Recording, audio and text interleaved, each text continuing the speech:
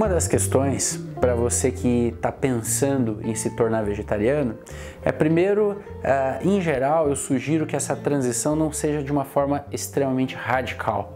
Né? Muitas vezes a gente vê na questão alimentar, se você consome isso, você está totalmente errado, se você consome aquilo, você está totalmente errado. Né? Então é importante a gente fazer essa transição de uma forma tranquila e que a gente possa continuar se relacionando com as pessoas, né? Que a gente não crie nichos que não se comuniquem. É muito complicado quando a gente, numa opção alimentar, a gente se torna muito radical, né? E que a gente às vezes acaba incriminando as pessoas pela escolha que nós fizemos. Acho que um caminho do meio, um equilíbrio é muito importante nessa questão. Mas se você pensou em se tornar vegetariano, a gente vê muitos mitos também em relação ao consumo de vegetais e ao abandono do consumo de carne. Em primeiro lugar, é assim, né? O consumo de carne hoje não tem uma carne que seja mais saudável que outra. Às vezes as pessoas, mas eu consumo carne branca, eu consumo peixe, né? É uma carne muito mais saudável. Veja bem, gente, a contaminação hoje maior é da carne, geralmente dos peixes, né? Os peixes, eles estão com uma quantidade de metais pesados nos grandes oceanos absurda, pelas grandes petrolíferas, né, e produção de químicos que tem nos oceanos. Então isso tudo está na carne dos peixes, infelizmente, e os que são criados em reservatórios de uma forma artificial, nem se fale a quantidade de hormônios, insumos e ração que eles acabam sendo estimulados a consumir para crescer mais rápido, né? Então a carne de peixe, ela deixou de ser uma carne mais saudável, com mais ômega 3 e ômega 6. Ela realmente tem mais isso, mas existe poluição também nesse processo, né? Então essa carne também não é segura. A carne das aves, a carne branca, né, que por muito tempo a indústria tentou vender como uma carne muito mais saudável, com menos gordura. Veja, os animais, eles são trancafiados em pequenas gaiolas, né? Eles são obrigados a consumir uma quantidade enorme de grãos, né? Muitas vezes cortam o bico, né, das aves para elas consumirem de quantidade maiores, para que elas possam crescer mais rápido também. Hormônios para estimular a produção muscular desses animais, de gordura. Então, na realidade, a carne branca também é um grande mito, né?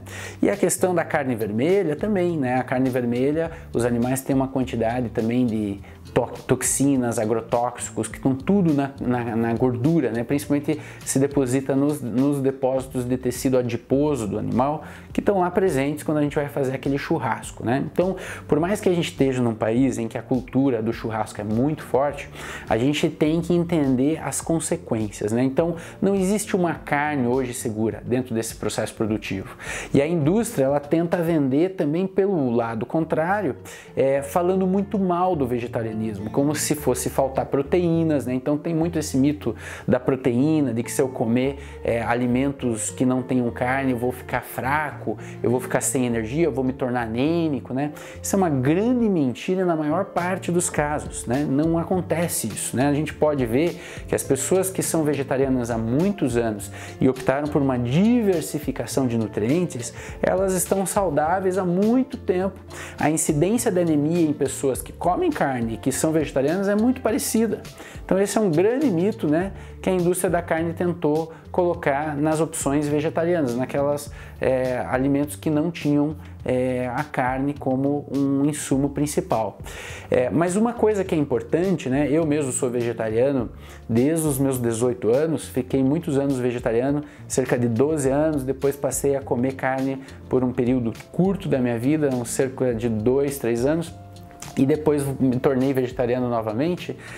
Uma coisa que é importante, que foi um erro que eu cometi quando eu me tornei vegetariano lá na minha adolescência, foi, ao parar de comer a carne, procurar as proteínas apenas nos laticínios. Mas daí tive uma série também de problemas relacionados ao consumo de laticínios, porque como a carne, o laticínio também hoje está extremamente poluído, né? Não é só a questão da lactose, que é a intolerância alimentar mais comum do adulto, mas todo o processo produtivo do leite ele é poluído, né? Então existem transgênicos, agrotóxicos, pasteurização, existe alumínio, existe uma série de insumos tóxicos na produção do laticínio que faz muito mal à saúde. Então minha rinite, minha sinusite, minhas alergias aumentaram muito quando eu não fiz essa transição de uma forma mais correta.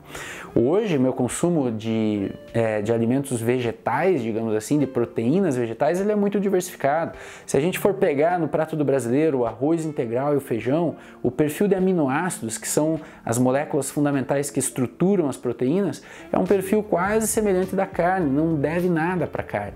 Se a gente tiver leguminosas, se nós tivermos cereais integrais no nosso prato, dificilmente a gente vai ter problema com proteínas. Então eu cito aí o milho, né, de espiga, o milho fresco, que não seja transgênico, tem as leguminosas, tem a lentilha, tem a ervilha, que são muito importantes, o grão de bico, a quinoa, e assim vai, né, o feijão, múltiplas qualidades de feijão no Brasil. Então, se a gente conseguir montar esse prato de uma maneira diversificada, com bastante cereais, leguminosas, tubérculos, né, que são fontes de energia importantíssimas, batata doce, inhame, mandioca, cará e assim por diante, a gente não vai ter carência de nutrientes, sem falar em todas as opções maravilhosas dos vegetais, né, das folhas, né, que a gente pode ter muitas fibras, né, muitas vitaminas também das folháceas, né, e também dos legumes, né, então brócolis, couve, vagem e assim por diante.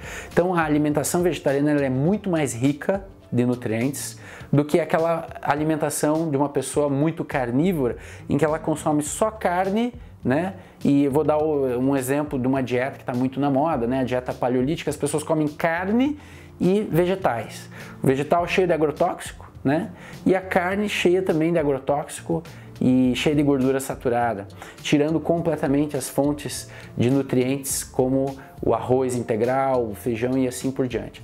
Quer dizer, essa dieta ela é pobre, ela realmente vai faltar nutriente a longo prazo, talvez ela funcione por curto prazo, mas ela te expõe a todas essas toxinas. A dieta vegetariana, se ela for bem feita, com orientação médica, com orientação nutricional, ela vai trazer vitalidade, né? Os esportistas que são vegetarianos, eles têm um rendimento aeróbico muito maior, por exemplo, né? Eles têm um rendimento cardiovascular maior. Também já tem alguns trabalhos mostrando, em termos de antioxidantes, a dieta vegetariana vai ter uma provisão de antioxidantes para o organismo muito maior, né? Então diminui muito os radicais livres do organismo, podendo ter uma influência na longevidade da pessoa. Então esses são alguns outros aspectos nesse vídeo que eu gostaria de compartilhar com vocês. É possível sim se tornar vegetariano de uma forma segura, em que você vai ter saúde e bem-estar. Se cuide, mas seja vegetariano com saúde.